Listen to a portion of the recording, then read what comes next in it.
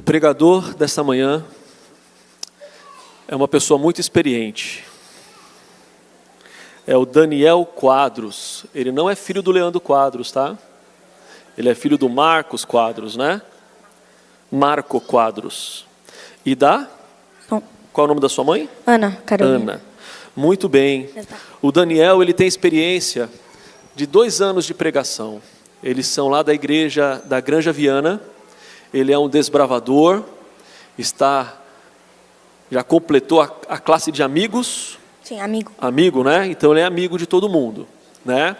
E ele tem uma mensagem especial para passar para a nossa igreja. Que Deus te use uma vez mais, tá bom, meu amigo?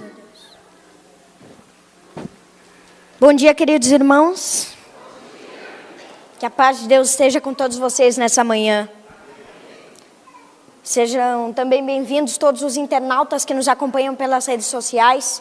Vamos adorar ao Senhor todos juntos nessa manhã. Eu sou o Daniel Quadros. Como já fui bem apresentado pelo irmão Glaucio, muito obrigado. Fico muito feliz de que nesta igreja, essa igreja é uma igreja muito ativa, e você pode ver isso por meio dos batismos que temos aqui. E quando eu cheguei aqui, eu fui muito bem recebido.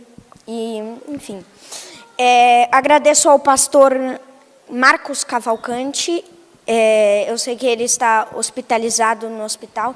E convido a todos a nos ajoelharmos para fazermos uma prece em prol do Espírito Santo e também do pastor Marcos Cavalcante.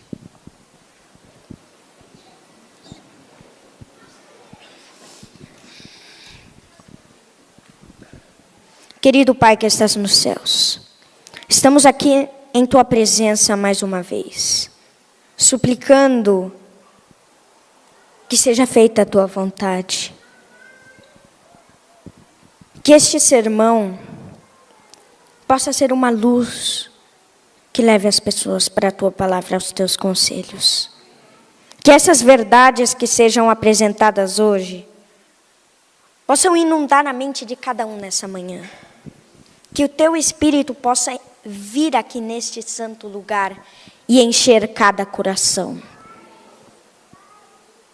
Que seja feita a Tua vontade com o pastor Marcos Cavalcante.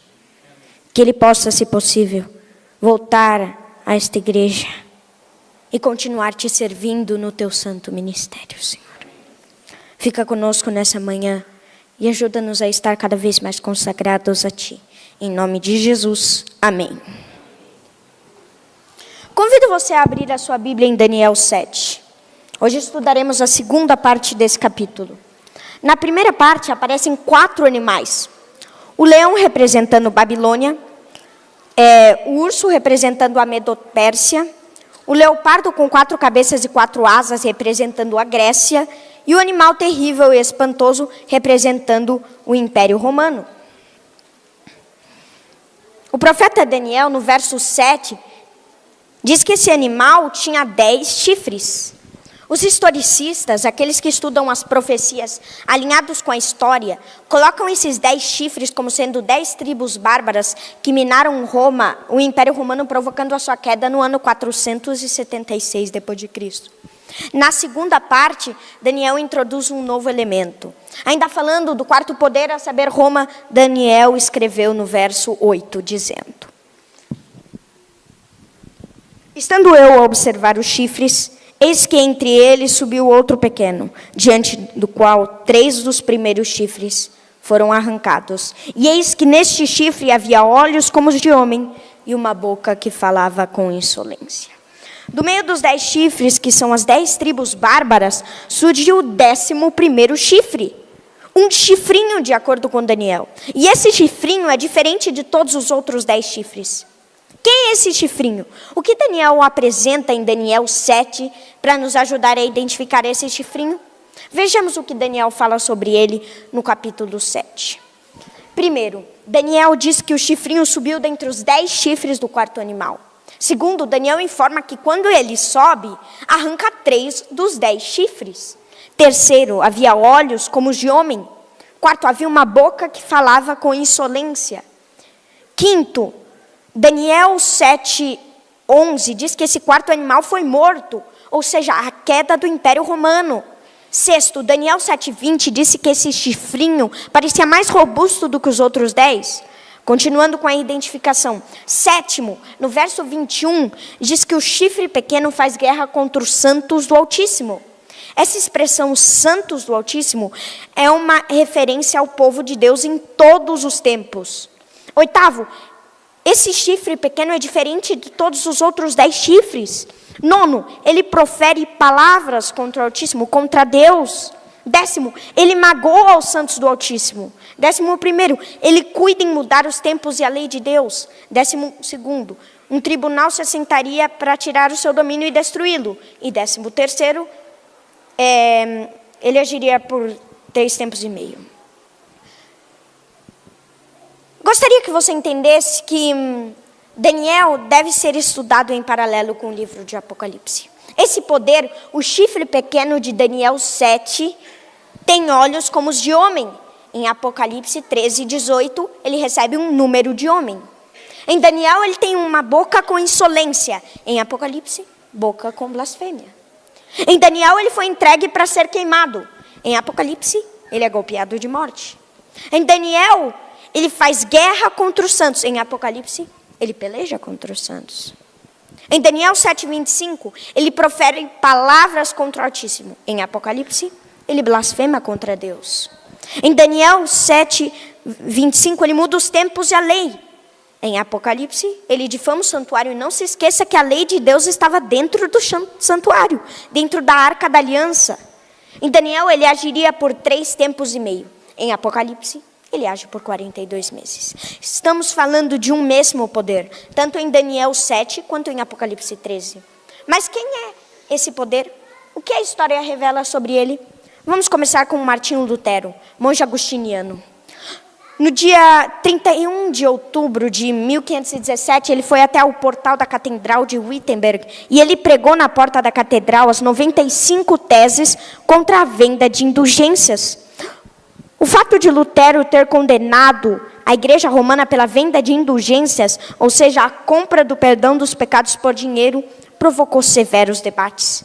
O ano de 1520 foi um ano chave, porque nesse ano Lutero escreveu várias obras falando de profecias, falando da Bíblia e falando da Igreja Romana. Olha o que Lutero escreveu na página 290 dessa obra sobre esse poder.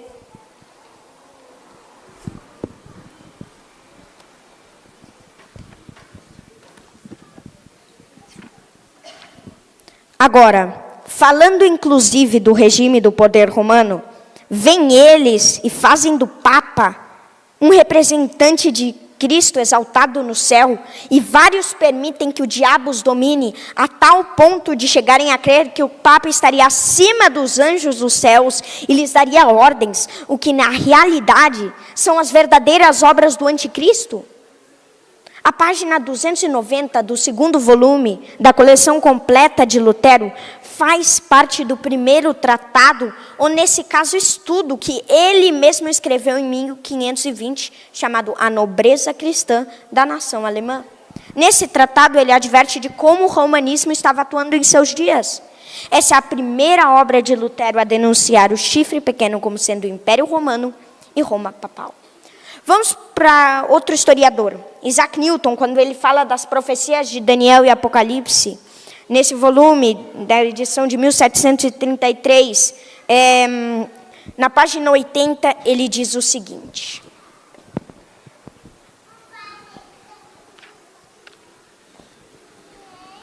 reis representam reinos, como já ficou dito. Portanto, o chifre pequeno é um reino. Era um chifre da 4ª besta e arrancou 3 dos primitivos. Por isso, devemos procurá-lo entre as nações do Império Latino, depois do aparecimento dos 10 chifres. Mas era um reino com um rei diferente dos outros, tendo uma vida ou alma que lhe era peculiar, com boca e olhos. Por seus olhos era um vidente, e por sua boca falava insolências, mudando os tempos e a lei. Ao mesmo tempo, um profeta e um rei. tal vidente, profeta e rei é a igreja de Roma. O vidente, episcopos, é um bispo no sentido literal do vocabulário. E a igreja reivindica o bispado universal. Com a boca dá leis aos reis e às nações. Assim como o oráculo, arroga-se a infalibilidade e pretende que os seus decretos obriguem o mundo inteiro, o que quer dizer que é um profeta do mais alto grau. Isaac Newton está dizendo claramente que o chifre pequeno é o papado. Interessante que Daniel nos oferece 13 características. Ao estudarmos essas características, nós o faremos com a seguinte pergunta: está Isaac Newton correto com essa afirmação? Está Lutero correto na afirmação que ele fez? Vamos olhar para a Bíblia e para a história para saber se eles têm razão ou não. Mas antes eu gostaria de abrir um parênteses. Existe um grupo de estudiosos que dizem que todas as profecias bíblicas se cumpriram no passado. Esse sistema de interpretação profética é chamado de preterista. Existe uma corrente preterista que afirma que o chifre pequeno representa Antíoco Epifânio, um rei do 2º século a.C. Vamos olhar para a Bíblia para ver se esse rei Seleucida do 2º século a.C. preenche as características bíblicas. Vamos para Daniel 7, verso 8, novamente. Estando eu a observar os chifres, eis que entre eles subiu outro pequeno, diante do qual 3 dos primeiros chifres foram arrancados.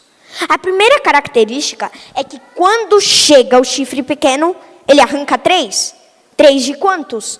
De 10. E esses 10, segundo o historiador britânico Edward Gibbon, que escreveu uma obra chamada A História do Declínio e Queda do Império Romano em 2 volumes, disse que os chifres se estabeleceram durante Roma Imperial entre os anos 351 e 352 até o 476 d.C.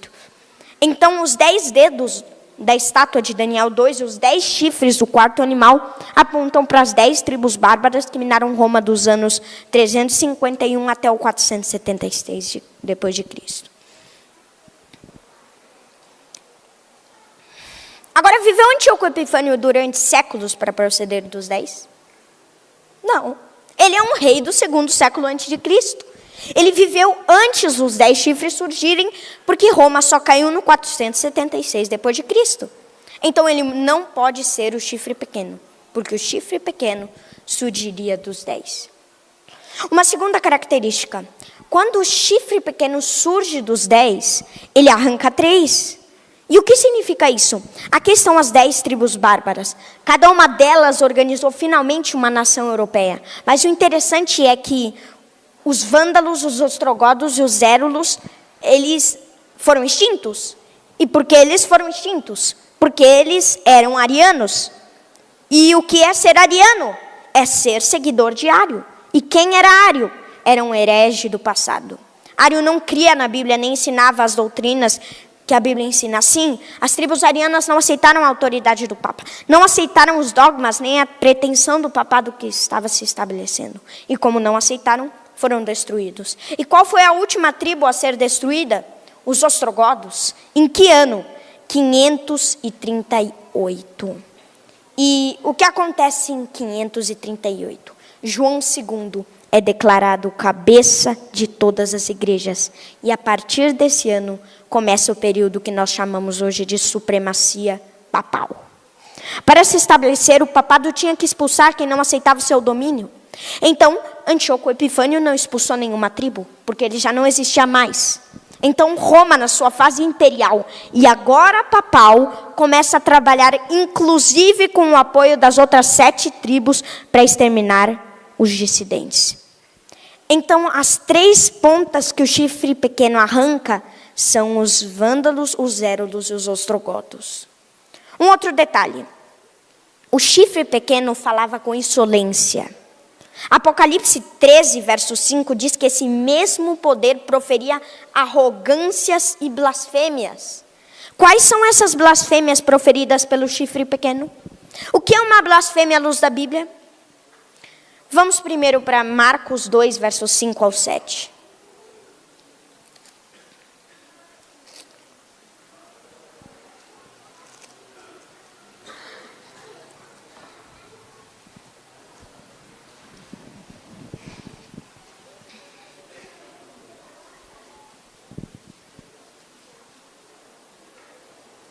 Diz o texto: vendo-lhes a fé, Jesus disse ao paralítico: filho, os teus pecados estão perdoados. Mas alguns dos escribas que estavam assentados ali arrazoavam em seu coração: por que fala ele deste modo? Isto é blasfêmia. Quem pode perdoar pecados, senão um que é Deus? À luz do Evangelho, a pretensão de perdoar pecados é blasfêmia. E Jesus foi acusado de blasfêmia porque ele perdoou pecados. Mas por que Jesus não estava incorrendo em pecado? Por quê? Porque ele é Deus. E somente Deus pode perdoar pecados. Então, à luz do Evangelho, a pretensão de perdoar pecados é uma blasfêmia. Agora, olhe para esses dados que eu vou apresentar. No cânon católico do Concílio de Trento, nas páginas 440 e 870, dizem assim: na confissão, o sacerdote tem o poder de confessar todos os crimes cometidos depois do batismo. Quando o criminoso confessa seus pecados ao sacerdote, todos os crimes não são somente perdoados, mas destruídos, e o criminoso se torna como uma nova pessoa, um santo. Quem é que perdoa o criminoso? O sacerdote. A pretensão de perdoar pecados à luz da Bíblia é blasfêmia. Agora, será que essas coisas são somente coisas do passado ou são coisas modernas também?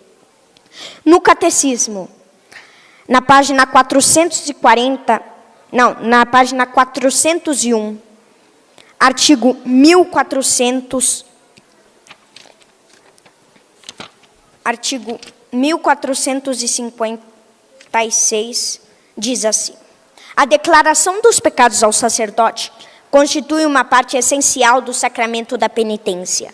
Os penitentes, depois de examinar-se seriamente, devem, na confissão, enumerar todos os pecados mortais de que têm consciência, mesmo que esses pecados sejam muito secretos e tenham sido cometidos somente contra os 2 últimos preceitos do Decálogo.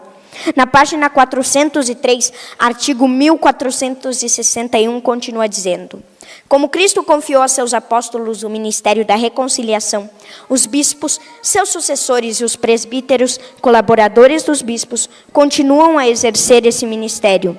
De fato, são os bispos e os presbíteros que têm, em virtude do sacramento da ordem, o poder de perdoar todos os pecados em nome do Pai e do Filho e do Espírito Santo.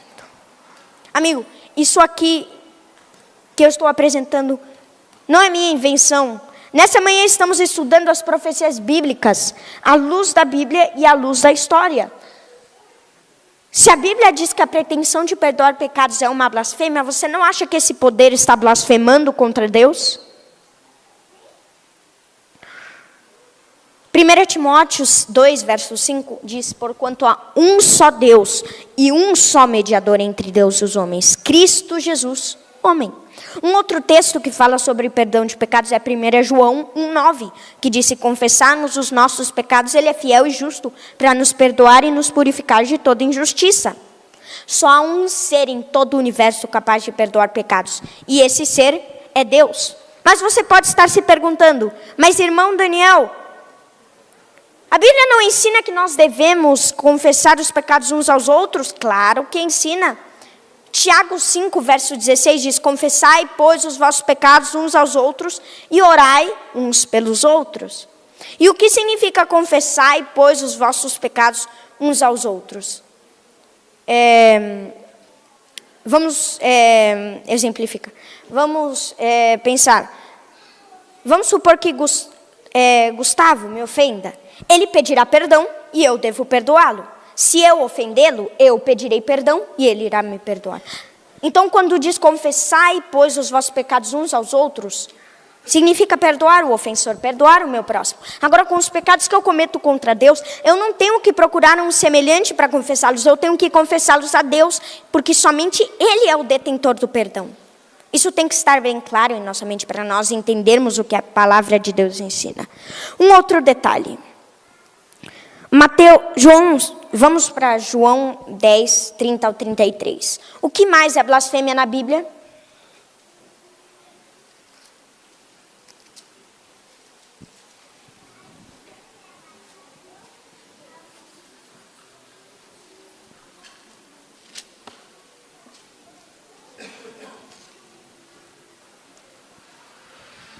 Jesus declarou assim: eu e o Pai somos um.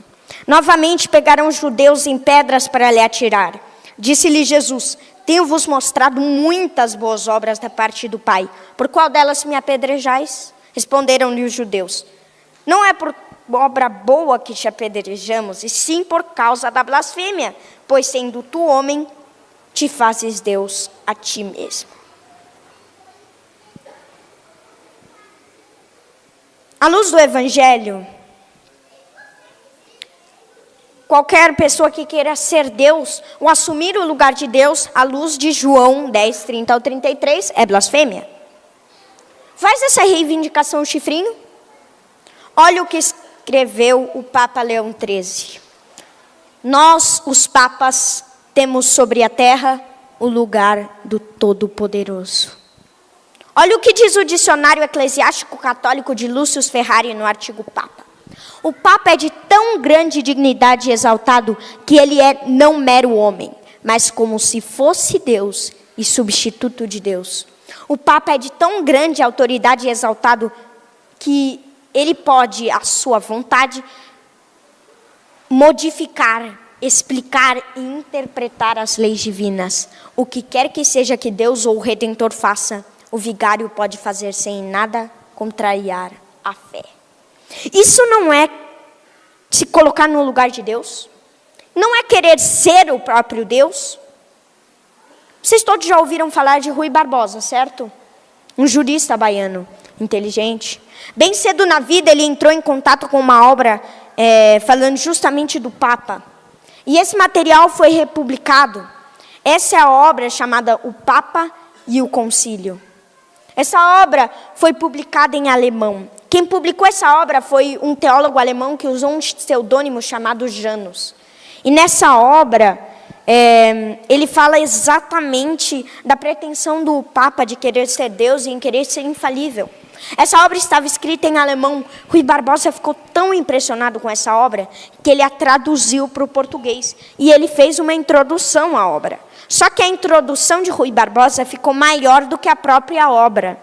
E nessa introdução, Rui Barbosa escreveu algumas coisas interessantes. Olha o que escreveu Rui Barbosa na página 32 do volume 1, que é a introdução à obra no volume 2, que é a obra original.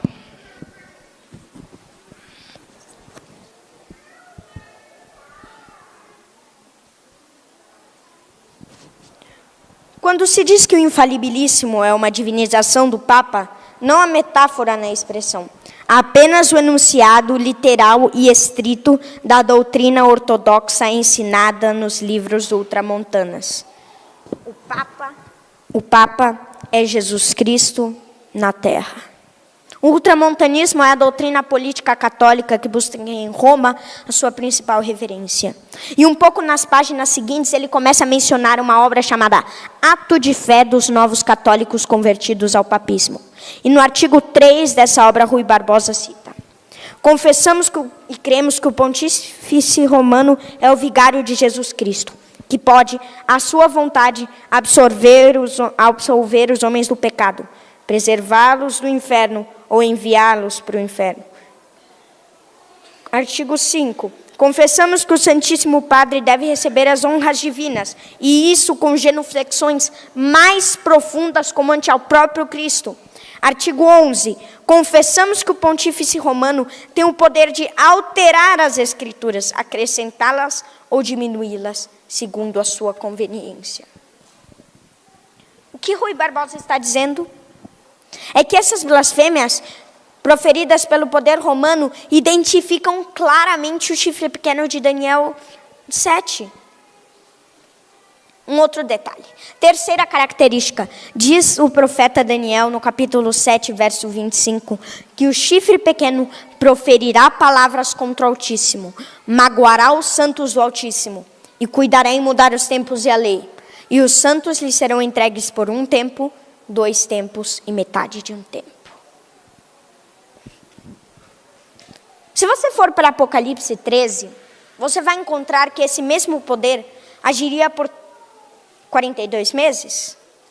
Mas se você for para Apocalipse 11:3 e Apocalipse 12:6, estudar a relação desses dois textos com a atuação do chifre pequeno, você perceberá que o chifre pequeno atuaria também por 1260 dias.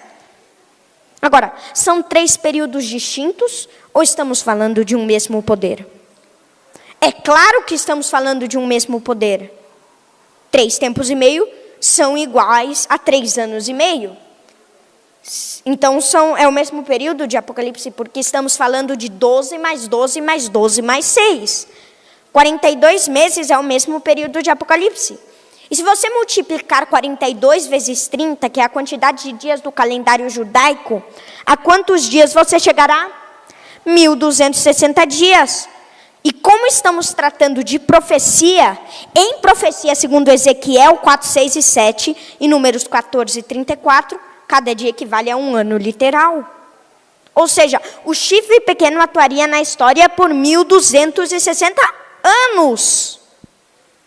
Na primeira parte do sermão, eu falei que a última tribo a ser expulsa foram os ostrogodos. Quem guardou o ano da expulsão? 538. Agora, é só pegar o ano 538, somar 1260 e a que ano chegaremos? 1798. O que aconteceu em 538? O decreto de Justiniano colocando o bispo de Roma como cabeça de todas as igrejas. O que aconteceu em 1798? A prisão do Papa Pio VI, que era o Papa da época. Agora, viveu Antíoco Epifânio por séculos, 12 séculos para cumprir essa profecia? Não! Antíoco Epifânio estava vivo em 538? Antíoco Epifânio viveu até 1798? Então, o chifre pequeno não pode ser Antíoco Epifânio. Agora, a maioria dos teólogos dispensacionalistas estão ensinando por ali que esse chifre pequeno é Antíoco Epifânio. Eles estão interpretando as profecias bíblicas como se todas as profecias já tivessem cumprido no passado. Engano satânico. E sabe por que engano satânico? Porque se eu coloco o anticristo no 2º século antes de Cristo, eu não tenho com quem me preocupar. Outros teólogos da escola futurista estão colocando o anticristo para um futuro distante. Mas se ele está no passado ou no futuro, o que tem a ver comigo no presente? Mas a escola de interpretação profética historicista diz que esse poder está atuando na história, que houve uma supremacia desse poder por 1260 anos. E qual movimento que se encaixa perfeitamente nessa profecia? Apenas um, o sistema papal. Por 1260 anos, os cristãos foram perseguidos e mortos. Durante esse período, um dos povos, os valdenses, habitou entre a França e a Itália. Ali em casas simples, eles moravam e mantiveram a palavra de Deus exaltada. No 14º século, aconteceu um concílio na cidade alemã de Constança. Nesse concílio, John Hus, um reformador de Boêmia, e um ano depois, Jerônimo de Praga, reformador tcheco, foram condenados à morte pela Inquisição. A Inquisição era parte da Igreja Romana que perseguia e condenava à morte todos aqueles que não aceitavam suas doutrinas, práticas e tradições. Após a condenação, John Hus e Jerônimo de Praga foram queimados em praça pública. Esse poder atuou por 12 séculos. No ano de 1798, em fevereiro, aconteceu um concílio na cidade... os generais Berthier e Servani, por ordem de Napoleão Bonaparte, prenderam o Papa Pio VI, que era o Papa da época. E essa prisão do Papa foi o cumprimento da profecia de Daniel, de que uma das suas cabeças seria golpeada de morte. Esse foi um golpe mortal para o papado. Agora ainda temos uma quarta característica. Esse poder muda os tempos e a lei, segundo Daniel 7:25. Se você for para Êxodo 20, você encontrará os 10 mandamentos. E também em Deuteronômio 5. Mas se você for para o Catecismo, na página 539, ali também estão os 10 mandamentos. Mas quando você vê no Catecismo, tem alguma parte mudada. Algo foi deixado em branco. ou seja, 4 mudanças o catecismo fez na lei de Deus. A primeira delas, o primeiro mandamento, o santo mandamento da lei de Deus, em Êxodo 20, verso 2, que diz que não terás outros deuses diante de mim, foi trocado por amar a Deus sobre todas as coisas. Segunda mudança, o segundo mandamento, esse mandamento da santa lei de Deus, não farás para ti imagem de escultura, foi excluído no catecismo. Terceira mudança, o quarto mandamento, em Êxodo 20, que diz que o sábado é o dia a ser santificado. No catecismo se ensina a guardar domingos e festas. E como tiraram o segundo, só sobraram 9. Então dividiram o 10º mandamento em 2 para voltar a ter 10, senão seriam apenas 9. Agora, essa mudança na lei de Deus não é nova. Ela começou desde o 4º século, quando Constantino se tornou imperador de Roma. E Constantino, no dia 7 de março de 321, abaixou o que a história chama de o primeiro decreto dominical. E esse é o decreto como promulgado no Codex Justinianus, no livro 3, no título 12 e 13. E esse decreto convida a todos a descansar no venerável dia de sol. Devem os magistrados e as pessoas residentes nas cidades repousar, e todas as oficinas ser fechadas no venerável dia de sol. Ora, qual é o venerável dia de sol para os romanos? O primeiro dia da semana. O inglês traduziu como Sunday, dia de sol, o domingo. Agora, vem a igreja romana e diz que nós devemos descansar no dia santo, o domingo, porque nele Jesus ressuscitou. Jesus deixou uma cerimônia para nós celebrarmos a ressurreição. E isso está em Romanos 6, 4 ao 6. É o batismo. Porque quando eu sou batizado, eu sou sepultado como Cristo foi, e eu nasço para uma nova vida. O domingo não celebra a ressurreição de Cristo. O domingo é uma mentira pregada pelo Império Romano. Mentira pregada desde o 4º século e que foi mantida no catecismo e que, infelizmente, as igrejas cristãs e protestantes estão abraçando. Deixa eu falar uma coisa para vocês. Nós não estamos trazendo essas verdades à tona para machucar você. Nós estamos trazendo essas verdades à tona porque a palavra de Deus tem que ser exaltada. E quando a verdade de Deus for exaltada, o erro cairá por terra. Você pode ler a Bíblia do Gênesis ao Apocalipse e você não vai encontrar um texto santificando o domingo. Mas eu lhe ofereço mais de 50 textos sobre o sábado e falando da santidade desse dia.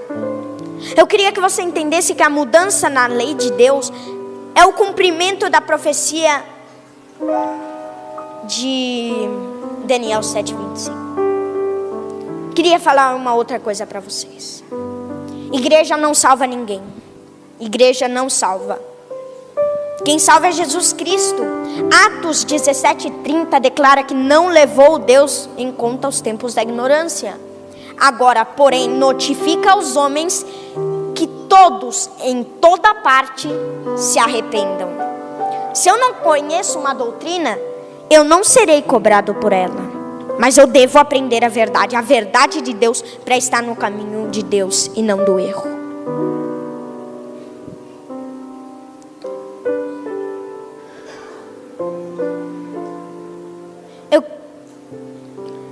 João 10, verso 16 diz: tenho outras ovelhas, não deixe aprisco. A mim me convém conduzi-las. Elas ouvirão a minha voz. Então haverá um rebanho e um pastor. Apocalipse 18, verso 4 faz o último chamado para o povo de Deus sair de Babilônia, sair da confusão religiosa. Isso aqui é confusão religiosa. Ao longo dos séculos o diabo tem trabalhado para confundir as pessoas, e vocês vejam que isso aqui é história. Agora, olha uma evidência daquilo que é a verdade. Faleceu há alguns anos o autor dessa tese doutoral, Samuel Bacchioggi. Samuel Bacchioggi, pastor da Igreja Adventista, doutor em teologia pela Pontifícia Universidade Gregoriana de Roma, foi o único não católico a ser aceito no programa doutoral de teologia na Pontifícia Universidade Gregoriana de Roma.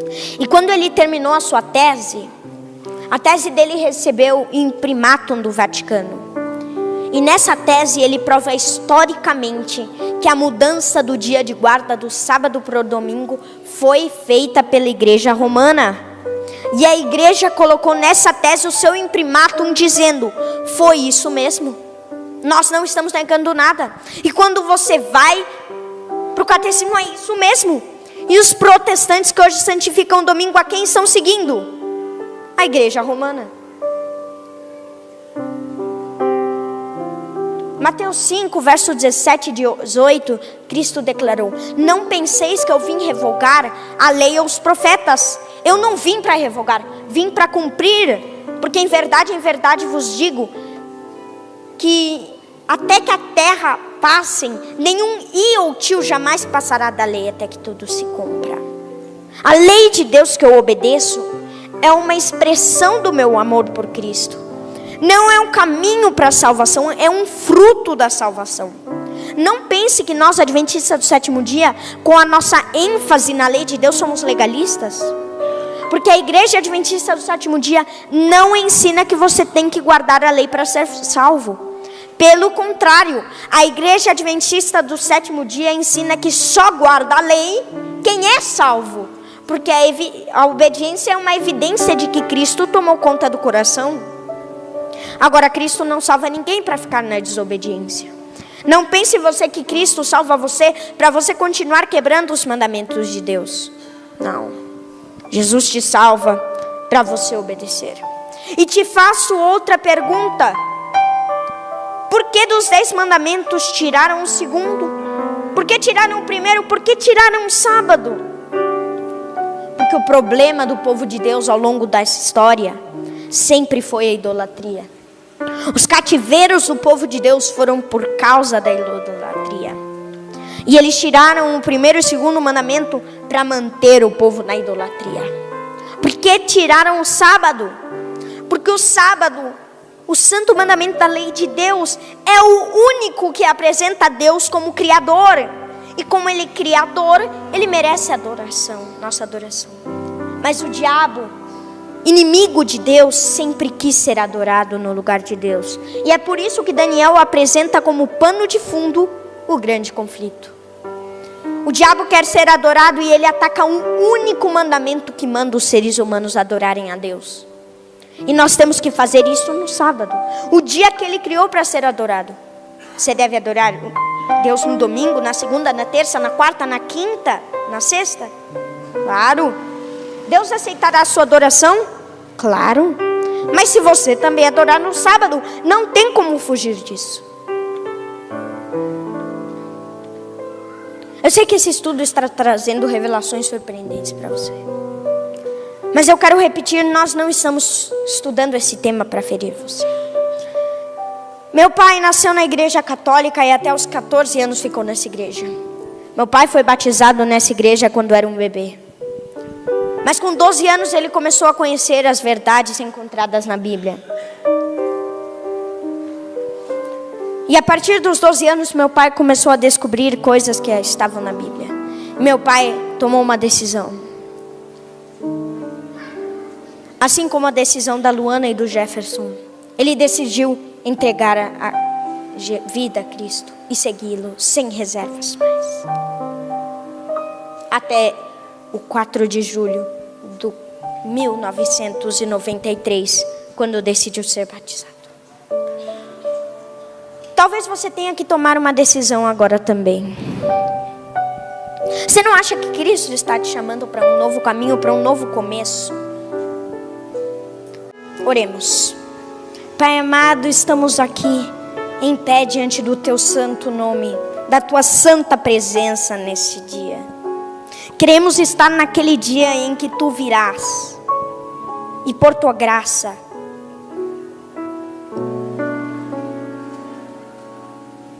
nos chamarás filhos de Deus.